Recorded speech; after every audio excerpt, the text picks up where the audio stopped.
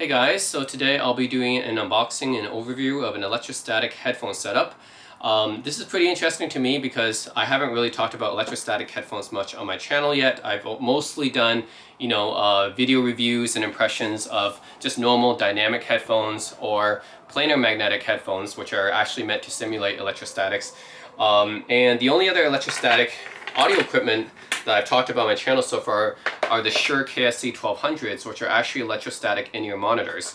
And these sounded pretty good. I actually really like electrostatic sound. It just sounds very different from your typical headphone or in-ear monitor. So yeah, I did a video on the Shure KSC 1200s. These are really nice electrostatic in-ear monitors that sound very different from other in-ear monitors. And yeah, I've used these for the past few months, and you do need to carry around a separate energizer for them because that's how electrostatics work. So basically how electrostatics work is you have like a very thin diaphragm that's suspended between, I think, two metal plates, and you need to have an energizer to charge them and then to use them. Basically, they require a higher amount of voltage. So generally speaking, electrostatic headphones are usually quite expensive. Some of the most expensive headphones in the world, Sennheiser HE1, the Hifiman, Shangri-La's, like they cost $50,000, $60,000, which is an insane price. And then even if you're not paying those kind of prices, like you have brands like Stax, for example. Stax is probably the most famous brand of electrostatic headphones from Japan. They've been making them for decades, and yeah, their stuff is usually quite expensive as well. I remember trying the SR009S in a headphone shop in Tokyo, and those are some of the most amazing headphones I've ever heard in terms of the soundstage, the imaging, the texture of the headphones. It sounded like just electrostatic headphones just have a different type of texture to them. It sounds very silky, velvety, smooth, I guess, for lack of a better word. They just sound different from other headphones. And yeah, I still remember that experience in that headphone shop in Tokyo. That was the Stax SR009S, and that was driven by a very expensive energizer at the time. I think it was a Stax energizer as well. But yeah, ever since then, I kind of just craved the sound of electrostatics, right? That's not even Stax flagship, by the way. The X9000 is their flagship, and that's way beyond my budget. So anyways, I wanted to get an electrostatic headphone, and I did talk about the Shure KSC 1200s, which are very good IEMs. They do give me that silky, velvety type of texture, and it does have a very nice, like 360-degree spherical soundstage, I would say, out of these. But I always thought about the over-ear headphones that I experienced, right? The Stax SR009S that I experienced 2 years ago, and really, I still kind of miss that sound, you know? So I started looking for full-size, like the over-ear electrostatic headphones now, and the Stax is honestly quite expensive. Like the SR009S, even if you find them used, at least $2,500 US, not including the Energizer. The Energizer, for those of you guys who are into electrostatic headphones, or if you guys don't know about this, for electrostatic headphones, you need a very good energizer to drive them, right? At least as expensive as the headphones that that you're driving. So unlike, dynamic or planar magnetic, of course, those you need good sources and amps too, but electrostatics especially are dependent on the amps that drive them, the energizers. So you need to spend pretty much as much or more money on the energizer than you do on the headphone itself. So I did not go for the SR009S because it's just way out of my budget. So I looked at Hifiman, and Hifiman is a brand that I've been quite familiar with because I've done a lot of videos about their headphones before. The HE1000 version 2, as well as the HE1000 Stealth, and the Aria Stealth, which I really loved as well. They make some of the most, I think for me, their open back headphones, the open back planar magnetic headphones are some of the best open backs I've ever heard. And I would say that Hifiman, they specialize in open back planar magnetics. The closed back stuff is not quite as good, but the open back planar magnetics are really nice. And I remember the Aria Stealth, HE1000 Stealth, those are some of the best open back headphones I've listened to so far. So I also found out they make electrostatic headphones too. So the Shangri-La, as mentioned, that's one of the most expensive electrostatic headphones, or just headphones on the market, right? That's a $50,000 headphone. But they also make the Shangri-La Junior, which is an $8,000 electrostatic headphone, and that's still too expensive for me, obviously. Then I went to like, okay, what's Hifiman's cheapest electrostatic headphone? And I found that this is the Mini Shangri-La. The Mini Shangri-La came out in 2024, so like maybe a year or so ago, and these are the cheapest electrostatics that Hifiman makes. And I've never tried a Hifiman electrostatic before. Of course, if you're looking at electrostatics, I think Stax is obviously the most well-known brand, but there's other brands like Warwick Acoustics, ES Lab. Hifiman makes a few, Audize with the CRBN 2, I think, 1 and 2 actually, both of them. Dan Clark, Carina. Yeah, those are some other like nice electrostatics. So Koss actually makes them as well. But for the most part, those electrostatics are out of my price budget. So this one though is actually reasonable for me, especially because I picked it up at a discount. So I also had to pair it with an electrostatic energizer, right, an amplifier, because you cannot just use your normal amplifier to drive these. So electrostatic headphones need their own energizer. They have their own connections. They need a much higher voltage than a typical headphone amplifier. So I need to buy at least an energizer or an amplifier at least as good as, at least as expensive as these, right? So I went out and I looked for it, and I actually found these ones on Canuck Audio Mart, which is an audio equipment site here in Canada. These are the Wu Audio WA7e, the electrostatic amplifier that's based on Wu Audio Firefly's WA7. So Wu Audio is another interesting company. I've actually never done any videos on Wu Audio yet, but I've known about them for a while. They've been based in New York, and they make all their amplifiers in the United States, in New York City. And yeah, I've heard a lot about them, just never got the chance to try any of their equipment. I believe most of their equipment is tube-based, which is also cool because I do like my tubes. So yeah, I saw this one on sale, the WA7e, which normally retails for $1,400 US. I got it for $800 US from a local seller. And then I found the Hifiman Mini Shangri-Las. Usually these retail for $2,000, I would say, in a bundle with another energizer. But if you buy them by themselves, usually about $1,100 US. And I got them on eBay for $650. So I got both of these at a discount. Total together is around $1,500 US, I'd say.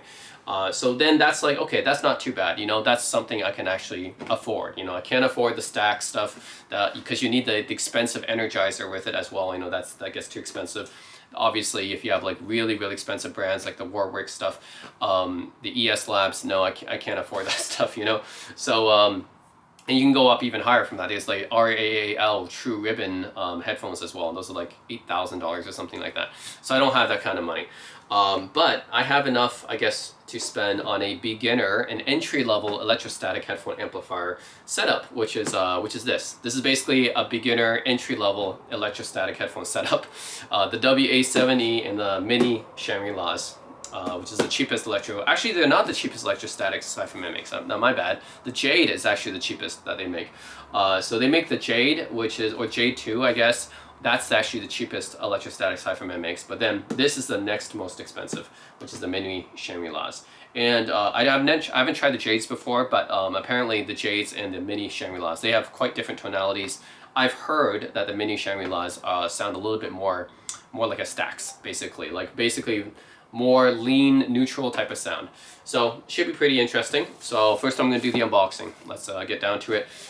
This is using Hifiman's recent type of packaging, which is just a plain cardboard box. They used to have a more fancy packaging for all their stuff back then, but they switched to using, I guess, more environmentally friendly cardboard boxes. I think it's to save on money, but for them, I guess it also saves on the environment as well. So yeah, let's do unboxing here. And again, by itself, the Mini Shangri-Las retail for $1,100 US. So I would say these are roughly as expensive as the HE1000s or HE1000 Stealth. I think you can find around that price now. So I'll probably be comparing it to that because I've had experience with the HE1000 Stealth before, also known as HE1000 V3. Okay, so these are the headphones. They're very light, actually. They're lighter than their planar magnetics, to be honest. Yeah, even though the box is quite big, it's got a big box, but the headphones themselves are very light, which I guess it makes sense because electrostatics are like, you have very thin diaphragm or you know, something like that suspended between two plates, so it's supposed to be very light and thin, right? But these are surprisingly very, very light. Wow. They look like planar magnetics, but the thing is that the planar magnetics were actually they came out after electrostatics. Electrostatics is actually an older technology. It's just that planar magnetics came out as a way to approximate the sound of electrostatics using normal equipment. So with electrostatics, you still need to have specialized equipment like the Energizer. But yeah, the headband here is pretty much the same as those used on the Edition XS. So a lot of people feel like Hifiman cheaps out on the materials for stuff like this, which I guess it's understandable because honestly, for Hifiman, they often release like their headphones and they discount them after new ones come out, right? And I think for Hifiman, the build quality is like secondary importance to them. The most important thing to them is sound. So they give you the best sound. Essentially, I think for most of their headphones, they give you really good sound for the price. Like the Arias you can find for around $600 US, right? The Aria Stealths you can find for about $550, $600 US, and they're like probably the best sounding headphones you'll find in that price point. So I think for Hifiman, generally speaking, they focus more on giving you the sound over the quality of the materials. So yes, this does feel kind of cheap. I mean, this is like plasticky. This is all plasticky feeling. And then the headband itself, okay, it's all right, but it's about the same quality materials you'll see on an Edition XS, which is like a $300 headphone, you know? So to be honest, yeah, the materials feel kind of cheap. But what's most important, I think, for Hifiman is they focus on the sound quality more so than the materials. Of course, you can pay more and you get better materials, but the sound always comes first for Hifiman, I think. Like even $8,000 Susvara, it's decent materials, but it's not like the best build quality or anything like that. It's still the sound, right? Always about the sound for Hifiman.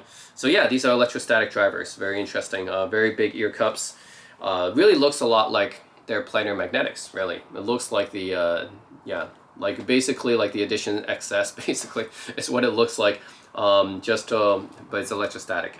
And of course the cable here is the 5-pin Stax electrostatic connector. So with electrostatics, a lot of them just try to go with the same connector that Stax uses, because Stax pretty much pioneered the electrostatic headphone category. They're the ones that are dominant and everyone just follows them. So yeah, they're the pioneers. So everyone just goes with the Stax 5-pin configuration. Not everyone, but most electrostatic companies for headphones, they just follow Stax. So yeah, same connector as Stax here, the 5-pin. And I'm just going to test out, okay, how comfortable this feels. Okay, this is actually quite comfortable. And the reason why it's so comfortable is because it's so light. Like, it looks like a big headphone. It is, right? It's actually a big headphone in the size-wise, but it doesn't feel, yeah, it's like it's not heavy at all. It's so light. So it feels like almost I'm barely wearing anything. So I think that's what it feels like here. It's like, overall, it's actually quite comfortable. It's more comfortable than the Aria Stealth, that's for sure. So yeah, overall, very, very light headphone. Despite the size, it looks heavy, but it's not. It's extremely light, actually. It doesn't really feel like I'm wearing anything at all. So very light headphones. Okay, so these are the Hifiman Mini Shangri-Las. With, I guess the name, it goes to the Hifiman's flagships, right? The flagship headphones are the Shangri-Las, which retail for $50,000, and then you go down Shangri-La Junior and then Mini Shangri-Las. So this is really, it's just like trickle down technology. It's like very, very trickle down from their $50,000 flagship. You're getting like a very I guess a much smaller version of their Shangri-Las, I guess. Hence why the name Mini Shangri-La. Okay. Now let's look at the Wu Audio WA7 Fireflies, okay? This retailed for $1,400. It's going to be my first product from Wu Audio, which I've heard about a lot, but I never actually owned, so this is exciting. Okay, so get a power cable here, of course, and then I have a little manual here. Okay, so I have a quick start guide. So yes, I don't know how well you guys can see that, but this quick start guide basically just tells me, hey, this is gonna work with Audize, Stax, Hifiman, Dan Clark Audio, and others. So all these headphone brands, they have at least one electrostatic headphone that they sell, and they're pretty much all compatible with this because this uses the Stax 5-pin, which all of them do use.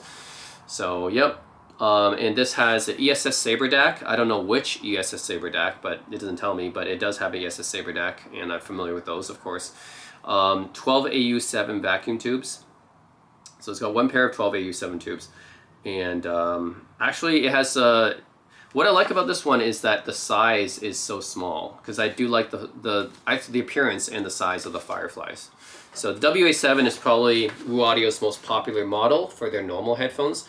Like for normal headphones, these are fairly popular, and then the electrostatic versions, they look pretty much the same. They just have a different connector and voltage, of course, to drive them. But yeah, let's take a look. Okay. Alright, and I'll show you guys why I like these compared to other electrostatic amps, because you guys can see just how small they are. So these are fairly small. They can fit on a desk pretty easily. Now they're still heavy. They still weigh like 10 pounds. So they're like heavier than they look, but at least they're small. You know, they don't take up too much footprint. So that's one thing I like about them, because a lot of the electrostatic headphone amplifiers, like the Stax ones, for example, the Stax electrostatic headphone amplifiers, they take up a lot more space. So yeah, the WU Audio's still kind of heavy, but at least they don't take up a lot of space. They're reasonably small looking. And they have spaces here. This is the tube slots here. So it takes in two 12AU7 tubes, which is nice. I always like to have a little bit of tube flavor. So that's nice. And then controls, I'm going to show you guys on the front here. So this is the main volume knob, obviously. And yeah, this is the main volume knob. And then this is going to be the connector for the electrostatic headphones, which is Stax 5-pin. That's the most common connector, as I mentioned. Okay, and if you look on the back here, all right, so the back has one pair of line-in inputs, so RCA unbalanced line-in. That's how I'll be using it. I'll be just connecting my, I have a AudioQuest Evergreen cable I'll use, but it's RCA to 3.5. And I'll be connecting it to my digital audio player. The 3.5 goes in my digital audio player, line out, and then the RCA goes into here. And then this is a USB-B input, which will connect to your computer. That's another cool thing about this one. I actually don't know many other electrostatic amplifiers that will connect directly to your computer, but this one has a built-in DAC, so that's nice. It's a built-in ESS Saber DAC, so you can connect this directly to your computer. So that's pretty cool as well. If you do that, of course, you don't even need that analog cable. It'll just be digital connection. Then you have the power switch right here. And turn on and off. Yep. And then power connection right here for the AC. And then you can switch here between the input, between RCA or USB. So whether you want to do analog line in or you want to do digital in, you can switch between those two. So again, very cool, because not many electrostatic amps have the option of a USB input. This one does. Then you can turn pre-out on and off. So if you want to go use this, I guess it's just a DAC, and you want to go into an external amplifier, another amplifier, then you can use the pre-out. Here you can turn that on, and you have a 3.5 unbalanced and a 4.4 millimeter Pentacon balanced connector if you want to go pre-out into another amplifier. So you either have a balanced and unbalanced connection here.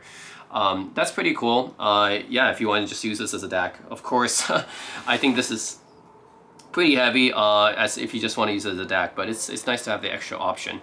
Then this is an actual 4.4 Pentacon connector, by the way. It's not one of those cheap ones. So it's cool. I like how this gives you, you know, decent amount of options and connectivity and a small portable form factor. And it feels really nice and premium too. So yeah, that's really nice. So just want to clarify something here. So the pre-outs here are actually for use as a preamp for this unit. So you can use the WA7e as your tube preamp. So it actually will go through the tubes here. So whether you use the analog input here or use the digital input, in which case it'll go through the Saber DAC, you can use the pre-outs here to get the tube flavor and then line out into essentially your power amplifier to get a bit of that tube sound. So yeah, if you want to color your signal by adding in a tube preamp, then you can use the WA7e as a tube preamp. So that's a pretty cool function as well. I just want to clarify that. Yeah, this basically, if you use the pre-out function, it essentially becomes like a tube preamp, which is pretty cool. So yeah, not many electrostatic amplifiers will give you the USB input in addition to the you know, the normal RCA. So that's pretty cool. Now keep in mind, it doesn't have balanced input. It only has unbalanced. So yeah, I mean, it's fine for me, but some other people might be like, okay, where is, like, you know, the balanced input? It doesn't have that. It only has a balanced output for the pre-out. Okay, so Another cool thing about this design, the WA7 Firefly's design, is the glass. So once you put the glass tubes, glass plate on here, it looks quite elegant. So I put that on there, and then you put the tubes on. So actually this will go on after the tubes, my bad. Glass connector goes here. Okay, so I got the 2 tubes here, and that's pretty much it for the box. But 2 12AU7 tubes, which I'm familiar with as a guitarist, right? I played a lot of tube amps, so I'm quite familiar with 12AX7 tubes mostly, but these ones use 12AU7, which are usually like smaller gain. If you're playing like guitar, you usually have 12AX7, which is like higher gain than 12AY7 or 12AU7. But okay, let's put the tubes on here. Okay, so yeah, these are the 2 tubes I get. Of course, you can tube swap if you want, or tube roll, should you choose to, but I'm just going to be using the stock tubes here. Okay.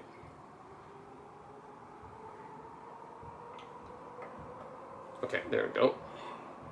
Alright, so 2 12AU7 tubes on there, and then you have the glass plate that you fit over them, giving it really nice, elegant appearance. Okay, so that's it. That's the WA7e. That's the Firefly's electrostatic headphone amplifier. Another cool thing is it's actually made in New York City in US. So these are not made in China. They're designed and made right in the United States, in New York, which is pretty cool. So yeah, for like some of the audiophile high-end companies, they do still produce in the US. So yeah, it looks pretty good. I mean, I like this electrostatic amplifier, first of all, because I got this at a discount, but also because of the small size and footprint. I don't want to have a big electrostatic amplifier take up a lot of room, right? And although it's still kind of heavy, but you know, the small size is nice, and then being able to connect to my computer directly with the USB connection is also nice too. And also like that has tubes, you know.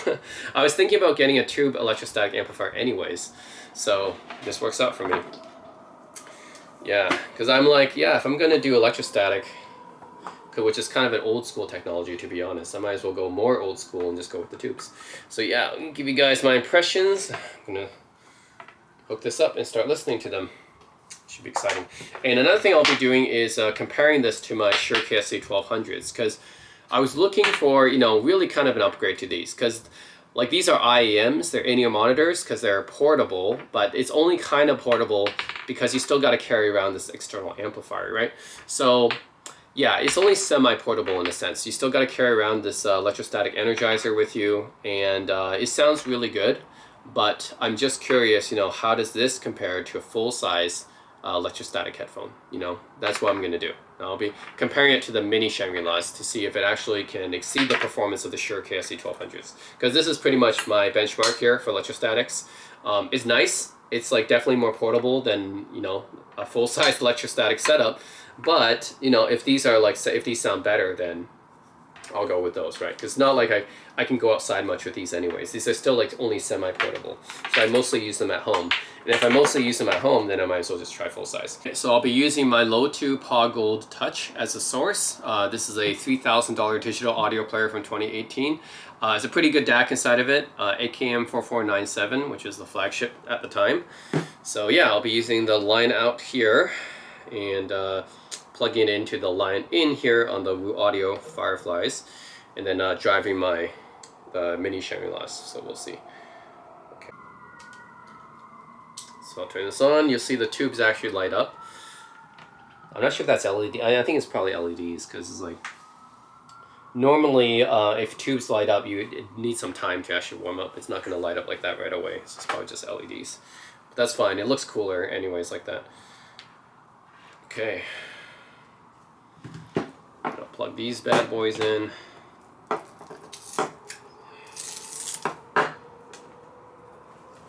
here's a 5-pin connection.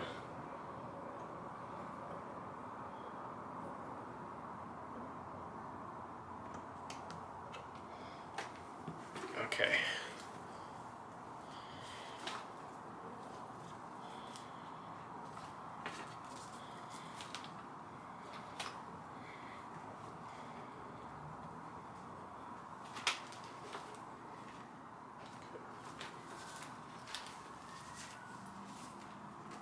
At least these are quite comfortable. Yeah, there's some Hifiman headphones that are not so comfortable. I would say the Arias and the HE1000s are not necessarily the most comfortable headphones, but these are more comfortable in those because of how light they are. Okay. Wow. Okay. Yeah, these are pretty good. So first of all, yeah, they're open back, obviously, right? Electrostatics pretty much are all open back, so you will leak sound. But these are for home listening, right? They're not for portable or outside. Obviously, you're not going to bring this out on a subway or like train station, and you need to have an amplifier, right, to drive them, anyways. But yeah, overall, yeah, the sound quality is electrostatic. What can I say? So electrostatic sound, if I were to describe it, it's got this velvety, silky type of texture to it, and very fast transients. Yeah, it's just something you really have to experience to actually know. It's just like, it's got a very distinctive type of sound, and these definitely got it. What I can say about the tuning of the Shangri-La, or the mini Shangri-Las, is that these sound like the Shure KSC 1200s, if I compare them. They sound like the Shure SC1200s after I EQ them, basically. So the thing about the Shure KSC 1200s, in my review of these, I said that on the stock tuning, it's actually very difficult to listen to them because they got this peaky treble, in that it's got all these treble peaks. It's got multiple treble peaks. And the bass is maybe a little bit too lean for some people. The mids have like this dip in the upper mids for some reason. It's really weird. So yeah, like overall, I think on the stock tuning, it doesn't sound very pleasant. After you EQ them, then they sound really, really nice. And the technicalities are all there, right? The detail, the soundstage, the warmth of electrostatics, that's all there. But after you EQ them. Otherwise, if you just use the stock tuning, it doesn't sound that great because it's got the lean bass, the recessed upper mids, and the peaky treble. But after you EQ that stuff out, it sounds really, really good, almost end game level basically. But the thing about the mini Shangri-Las is they just sound good out of the box. They kind of sound like I already EQ'd them out of the box, right? So they don't have the treble peakiness to them. They do have, you know, they still have that electrostatic treble. So the thing about electrostatic treble is it still has a little bit of that slight harshness. It's not like too much. It's not like fatiguing or anything. Like if I listen to this on the stock tuning, no, this like it's too peaky for me. But these on the stock tuning, I'm not EQing these. Yeah, they sound perfectly good. Like sure, the treble might be a little bit harsh to some people, but it's good. You know, overall, I don't feel like it's too much, and the treble is actually done really well. So electrostatic treble just has a special. It has a special texture to it. And I know electrostatic treble might be a little bit too much for some people, but for me, I think this nails it just right off the bat. It has that nice, those fast transients and that very fast hitting treble that just, yeah, has a lot of good texture to it. In the mids and the bass, so the thing is, the mids are really good, as you would expect. I think when I listened to the Shure KSC 1200s, I knew the mids were just fantastic if you EQ them correctly, right? So for electrostatics, it's like once you EQ them, the mids will get them just right, they sound amazing. And then these ones don't even need EQ. The mids sound already really, really good. They're not like pushed up or anything. They're relatively neutral, but still, like I can feel the texture of the vocals and the mids. Like it's just really good. Yeah, just listen to some tracks. You can hear the vocal texture, right? The guitar texture. Yeah, so the mids are really good. It has those electrostatic mids. Now bass, I would think this is the main weakness of electrostatic headphones.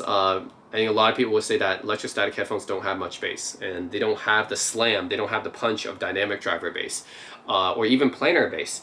But the thing is, these ones are fine. I mean, yes, the bass is leaning on the neutral side of things. It's not pushed up or anything. People who like to have a lot of bass will be disappointed with these because they don't have a lot of bass.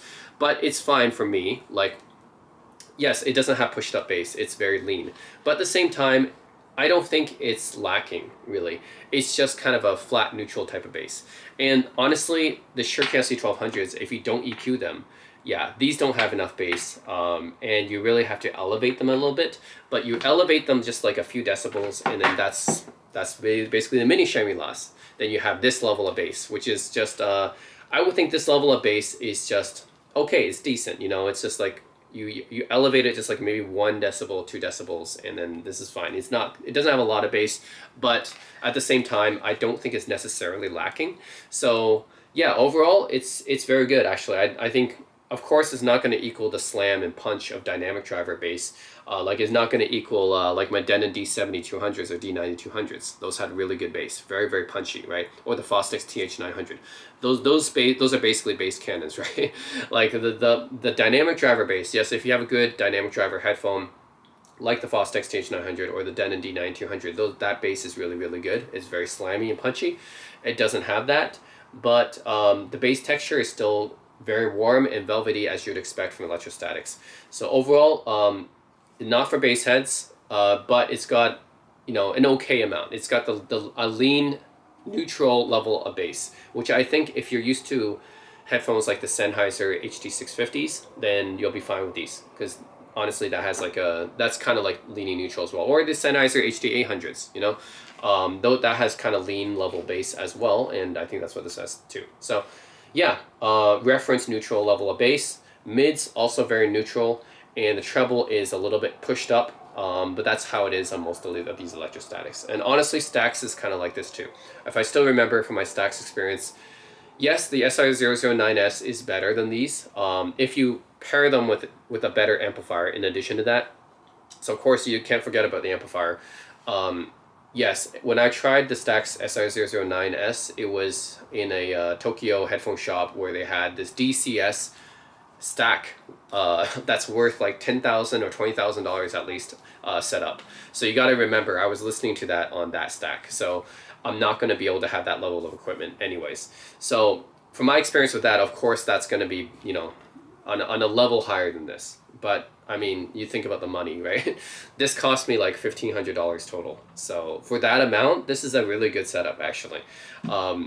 But yes, of course, Stax SR009S and X9000 and all those more expensive electrostatics paired with a great energizer is going to sound better.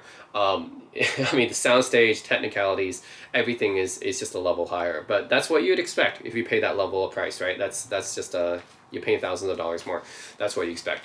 But what I will say is that if you can find this at the deal that I was get, like these I got for about $650, these about $800, put them together, roughly $1,500 for these two total.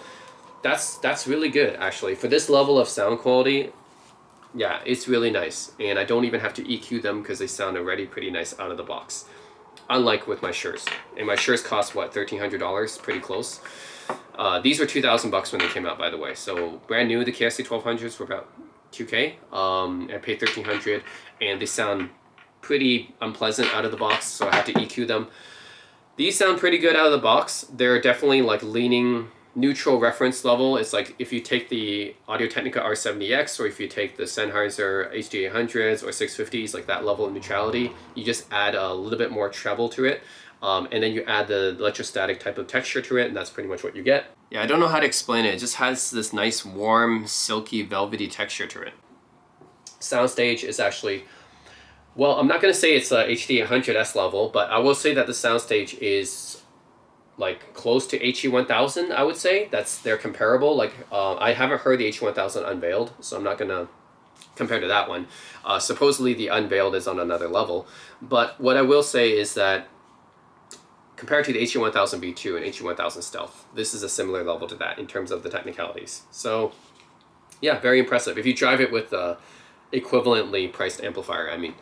So yeah, that's the thing about electrostatic headphones, is that you have to figure in the electrostatic amplifier as part of the cost, because you have to have a good amplifier with it. So I have to consider them together as a complete unit. I believe the stock Hifiman energizer that you get with this is maybe not so good. Like, it's okay. It's, of course, like, it's packaged with this, so it's going to drive it fine. But I would say getting a third-party amplifier like this one, like the WA7e at least, and this is an entry-level electrostatic amplifier, at least get one like this is probably better. So then you get the headphones probably separately, and then get a third-party electrostatic amplifier. And honestly, if you're going to spend more money on the energizer, not the headphone, because a good energizer will bring out the best of the headphone. So honestly, it's like, if I want this to sound better, then I should upgrade the amplifier before I upgrade this. So yeah, that's just a little tip for you guys who are getting into electrostatic headphones, okay? The headphones is actually, yeah, this is actually not as important as the Energizer. So yeah, if you're gonna upgrade your equipment and upgrade the amplifier slash Energizer before you upgrade the headphones. So yeah, like, cause like a great electrostatic amplifier will make electrostatic headphones sound, you know, much more beyond its price. If you just upgrade this, but you don't upgrade the Energizer amplifier, it's gonna make it sound a lot, yeah, it's not gonna make it sound as good, basically. So yeah, just upgrade your Energizer amplifier first. But yeah, I have to consider it as part of the price, because when you buy electrostatics, these are pretty much one unit. So you have to always use them together, right? So yeah, together they're about 1,500. Yeah, I would say it's very comparable to the HE1000 Stealth, you know, that level. Not to the level of HE1000 Unveiled, I don't think. HE1000 SE, I think is a bit closer. HE1000 SE is a very technical headphone too. That's a lot closer, but yeah, definitely not to the level HE1000 Unveiled, I don't think. But still, the thing is, you get that special electrostatic velvety texture out of it. So that's a special thing about electrostatics, is that something you just cannot get with planar magnetics. Definitely not with dynamic driver headphones, but even with planar magnetic headphones, you don't really get the same kind of texture that you get with electrostatics. So I don't know, I just love electrostatics. You know, I know it can be a little bit more on the harsher treble-y side for a lot of people, but yeah, it just has that sound, you know, it has that silky texture to it that's hard to describe. So anyways, overall, this is pretty good. You know, if you can get this at the same kind of price that I got it at, $1,500 for both, then this is a pretty nice setup for this price. Yeah, I would say it sounds equivalent to the HE1000 Stealth level of headphone. Maybe even HD800s, although the HD800s I think still had better soundstage, but you know, maybe at a similar level. And yeah, I would say this, it just, you get the electrostatic sound out of it as well. Of course, it's not quite as portable because you do have to have this amplifier with it. It's not a negotiable thing. It's like with the HE1000, you can get away with just using like a good digital audio player to drive it, but you can't do that with electrostatics. You need to have the amplifier. So it's not negotiable. But the result of that is that you get yeah, the electrostatic sound. That's very hard to describe, and honestly, you just cannot get it with non-electrostatics. It's just different. So yeah, I would say this is a good entry-level setup for electrostatic headphones. If you guys are trying to get into electrostatics, I know the costs, electrostatic, that one is pretty cheap as well, but honestly, this is a pretty good entry-level setup for electrostatics. Yeah, it's like mini Shangri-La paired with a WA7e. $1,500 US-ish. It's a good entry level into electrostatics. I know it's still a lot of money for people, but electrostatics aren't cheap, right? It's like you really got to pay up at least a minimum amount to get a good electrostatic sound. So this, I think, is a good entry level, right? Before you spend a lot of money into a, you know, a nice stack setup, and you got to have the expensive Energizer with it and everything. But I think for the price, this is pretty good. So I'm satisfied with it. I don't have to EQ it out of the box. It just sounds very reference neutral leaning, and then you add in it's like neutral reference bass, neutral reference mids, but then the treble is pushed up because that's what electrostatic treble is. It's just you hear a little bit more pushed up forward treble. But it's fine, you know. Nothing's too peaky or harsh with this one, so I don't have to EQ it. And yeah, sounds pretty nice in my opinion out of the box with this thing. So yeah, I think this is a pretty nice match. The at least for budget, you know. I'm not going to say this is end game level or anything like that. Obviously, there's better sounding electrostatic setups than this. But at least for an entry level electrostatic amplifier setup and headphone setup, I think this is pretty good. So yeah, that's pretty much it. The Wu Audio WA7e Fireflies with the Hifiman Mini Shangri-Las. I think this is a pretty good entry point for people who are starting to get into electrostatic headphones. And if you really just like to have that special electrostatic texture to the sound, is I love it. I know some other people out there know what I'm talking about. If you guys have experienced electrostatic stuff before, there's people that love it and hate it, right? People who are very treble sensitive, you know, probably won't like it.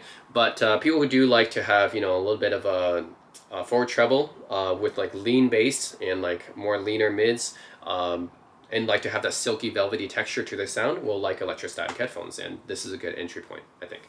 I haven't tried the J2. There's the J2 Hifiman electrostatic headphones and amplifier bundle. That's actually cheaper, but I don't know how that compares. But at least for this setup, I think it's pretty good for me. So very reference level setup. So yeah, I would say yeah, it's fairly comparable to HE1000 stealth level, but of course with electrostatic type of sound and more neutral sounding than the stealth. It's more like V2, I would say. HE1000 V2 is quite neutral. So it's more like that level, more so than stealth. Because stealth has a boosted up bass, which this does not have.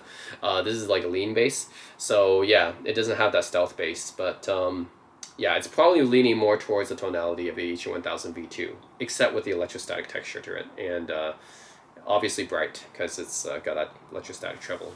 But yeah, that's it, guys. Let me know what you think in the comment section below about this entry-level electrostatic headphone setup. Would you guys get a setup like this? Because I think it's pretty good. I recommend it. If you have about $1,500 and you can get this you know, undiscounted, I think this is a nice entry-level setup to try out if you're into electrostatic headphones or you're trying to get into it. Yeah, for me, like, I don't have enough money to spend on the whole stack setup and everything, so this is a nice entry level for me. And I will have a video coming up comparing this. I think, yeah, putting the HE1000 into the comparison would be good. I do have that video up. So yeah, I'll compare this with the HE1000 and V2 and Stealth. And yeah, I think the technicalities are fairly similar around that level, because that's Hifiman's offering for the planar magnetics around that level is HE1000 V2 / Stealth, right? So I'll compare it to that. And yeah, I'll give you guys some sound comparisons using the same tracks tested on the mini Shangri-Las, so you guys can hear how this sounds through the Fireflies. So yeah, on top of that, I would say another benefit of the setup is minimal desktop space. So if you guys don't want to invest a lot on headphone amplifiers, and also if you don't have a lot of space, because obviously I think for a lot of people, their desktops are going to be just, you have your computer and you have your microphone and you have, you know, all this other stuff on your desk. There's not a lot of space. So the advantage of having a WA7e is that this takes up very minimal amount of space on your desktop. And at the same time, you can drive your electrostatic headphones, right? And you can also have a built-in DAC inside of it, so you can connect it directly to your computer. So you can even use it for gaming that way. So imagine using electrostatic headphones for gaming, right? What a thought. So yeah, that's another reason I like this setup is the WA7e, very compact, looks really cool as well with the tubes and everything that glow up, you know, that glow up like this. Very, very cool. And yeah, it has a built-in DAC. I can connect it straight to my computer without much trouble. Doesn't take up much space. Sounds pretty good with the Hifiman Mini Shangri-Las. Yeah, I can drive it fairly well, I think. Of course, having a better energizer is always better, but as far as this, my budget is concerned, like around $1,500, if that's my budget, this is pretty good. You know, I can drive these for like well enough. This is kind of an entry-level electrostatic headphone as well, right? So yeah, that's it. Let me know what you guys think in the comment section below. If you guys are thinking about checking out electrostatic headphones or getting into it, I think this is a very nice setup to try to check out. This is a good match, I think. It's got a decent amount of power. It can drive these fairly well. I'm not going to say it's going to drive the you know, most expensive Stax headphones or something like that, but for entry-level stuff like the entry-level electrostatics like the mini Shangri-Las, it's fine. It's a good pairing. So yeah, and I think looks pretty good on the desk as well. It doesn't take up too much space. So, but interestingly enough, even though these are in-ears and these are full size, I don't think that the mini Shangri-Las necessarily have bigger soundstage than the KSC 1200s. Like, I actually might think the KSC 1200s have more, because the thing is, these are in-ears, so you put them in your ear canal, of course, and they have passive sound isolation. Like they kind of block out the rest of the world, and these do a really good job of it. Like, maybe it's just the fit, because these fit me really well. I use the stock olive tips with it, but when I put them in my ear, it just isolates everything else out very well. And it just feels like I'm in a room by myself, and like a nice sound treated room, I guess, and it feels like the sound is coming from around me. That's really, really good. So the isolation that I get with these, yeah, I think it's just the isolation factor. These just feel like I'm all by myself in a room. So these are really, really nice and very comfortable too. It doesn't even feel like I'm wearing them. So for the soundstage, I think the spherical soundstage that feels like it's enveloping around me, the KSC 1200 is still better at that. But of course, the soundstage on these are still pretty good too, right? These are open backs. It's Hifiman. They know how to do soundstage. Soundstage on these are fairly similar to the HE1000 V2/Stealth, which is pretty good. You know, that's definitely very high level in terms of soundstage. I just think that maybe because of the isolation factor, where I feel like noise around me is just isolated better. Yeah, because it's our in-ears. I feel like the enveloping soundstage, that feeling is just better with the KSC 1200s. So I feel like the soundstage is still a bit better in the KSC 1200s because of that. Yeah, because I feel like, yeah, I'm just sitting, because everything else is isolated, and I just feel like I'm sitting by myself in a room and the sound is just coming from around me. It doesn't feel like I'm wearing anything at all. So I think KSC 1200 is still a bit better in soundstage, but mini Shangri-Las, of course, are very good as well, right? This is Hifiman. They know how to do open backs and soundstage very well, so pretty good as well. So yeah, but in terms of soundstage, I actually think the KSC 1200 still win there, because the in-ear factor and the fact that it isolates, yeah, the noise around me just feels like I'm by myself. I mean, these ones are open back, right? So obviously they don't isolate any noise at all. So when I put them on, I can still hear everything around me. So that's an advantage that the KSC 1200s have, because they're in-ears, they block out the noise and feels like I'm just sitting in a room by myself. Yeah, the mini Shangri-Las don't do that, because yeah, they're full-size open backs. The sound just kind of leaks out. So it doesn't feel like I'm isolated at all. But still, like, these are also very comfortable because they're so light as well. So these are still good. Yeah, that's it, guys. Yeah, let me know what you guys think, and stay tuned for the sound comparison test. And as always, thanks for watching.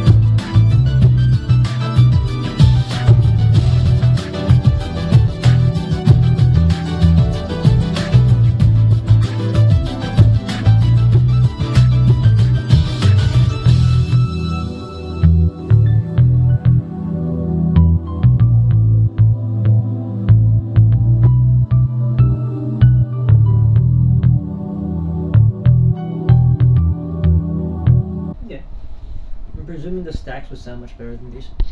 Yeah. The stacks will be. I mean, this is like entry level. Because this is honestly just it's alright. Yeah, it's alright. This is like 1,000, so Yeah. and he sounds like around there.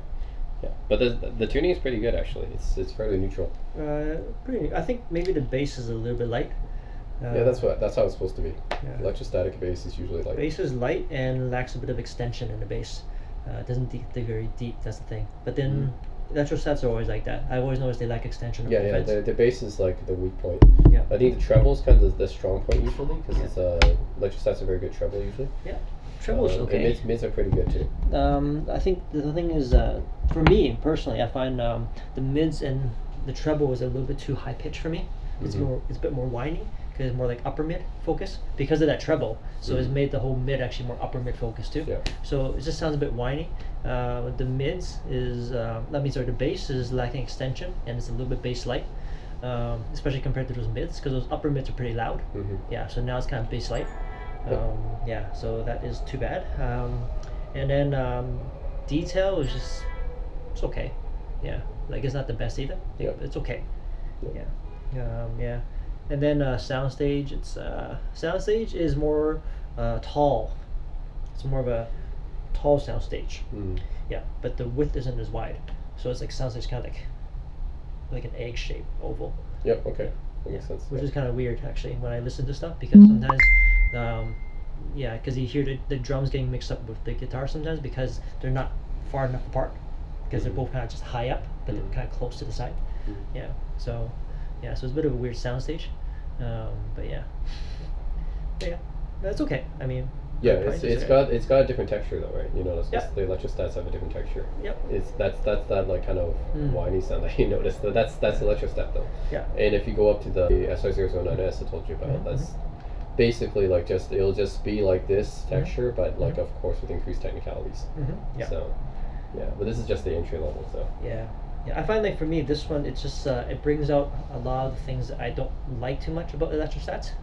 Yeah, like it has like in terms of the lack of bass extension, lack of bass amount, and then now like the upper mids are a little bit too prominent, and then so it sounds too whiny, and then now the soundstage I don't know if that soundstage is just this headphone itself, but I don't like the soundstage that much because it's too narrow but too tall. Tall and narrow. It's just kind of funny. It seems like the band members are kind of like they're this one's there, this there. So but it's not bad. It's interesting. Listen.